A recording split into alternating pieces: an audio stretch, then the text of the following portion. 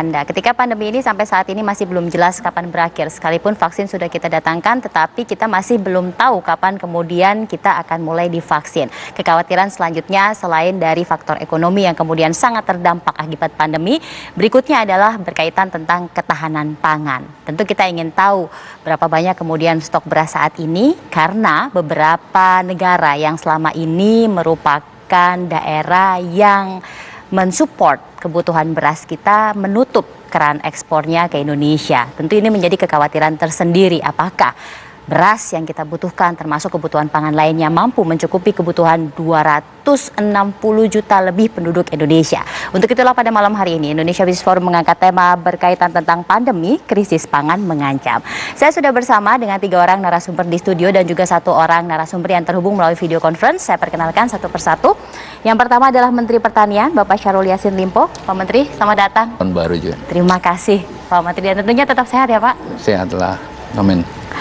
Berikutnya ada anggota Komisi 4 DPR RI, wakil pimpinan nih. Sudah terhubung melalui video conference dengan Pak Bustanul Arifin yang merupakan ekonom pertanian. Prof, selamat malam. Menteri, ada surplus produksi jika dibandingkan dengan tahun dalam kendali. Tetapi seperti apa kemudian antisipasi apabila ada gagal panen, mengingat kondisi cuaca yang saat ini sudah kita tidak dapat memprediksi lebih jauh lagi, dan seperti apa kemudian kesiaplok termasuk juga pengawasan dari DPR dan catatan dari ekonom pangan. Sesaat lagi kita akan lanjutkan, tetaplah di Indonesia Business Forum. Lebih dahulu Pak, kalau Bulog cadangan stoknya beras sampai saat ini masih aman Pak? Masih aman, jadi per hari ini yang dipanen oleh petani ini dapat terserap, ini seperti apa dong Pak? Jadi memang kan berharap panennya ini bisa aman semua, dan ini harus dipenuhi kebutuhannya supaya nanti di Maret ini benar-benar bisa panen. Terlebih dahulu Pak Bustanul, kalau catatan Pak Bustanul berkaitan mengenai ketahanan pangan kita sampai sejauh ini seperti apa Pak? Mbak Manu, Bapak-Bapak sekalian, kemudian upaya dan strategi pemerintah khususnya Kementerian Pertanian dan juga kerjasama dengan Bulog. Sesaat lagi tetaplah di Indonesia Business Forum. Kesejahteraan petani termasuk aksesibilitas dan tentunya antisipasi apabila ada bencana akibat dari alam yang mungkin kurang bersahabat. Nah, antisipasi dari Kementerian Pertanian sampai sejauh ini seperti apa Pak Menteri? Ya, smart farming itu menjadi pilihan-pilihan antara lain. Pak Menteri menyampaikan itu, maka kita kembalikan sampai 100 tahun ke depan tanpa Bulog.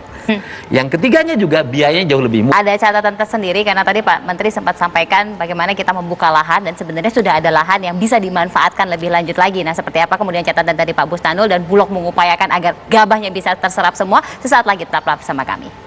Antar kementerian yang memang harus diupayakan kalau memang mau mendorong ketahanan pangan ini. Begitu ya, Prof Bustanul? Berkaitan mengenai bansos khususnya DPNP ini Pak. Dalam kaitannya kan nanti tahun depan juga harusnya pun akan semakin banyak begitu ya Pak betul, ya. Jadi targetnya insya Allah bisa tercapai kalau ini yang ada di gudang di sama kami. Secara pangan seperti yang tadi sudah disampaikan, bukan hanya permasalahan dari Kementerian Pertanian, tapi ada sinergi dari berbagai macam pihak yang tentunya harus duduk bersama seperti yang tadi Prof Bustanul sampaikan. Mudah-mudahan nanti ada jalan yang terbaik untuk bisa menangani permasalahan pangan di Indonesia yang tata kelolanya menurut Pak Dedi masih carut marut dan perlu diperbaiki. Saya Brigita Manohar pamit, terima kasih Pak Menteri, terima kasih Kang Dedi, terima kasih Pak Wadirut, dan juga terima kasih Prof Bustanul. Selamat malam, sampai jumpa.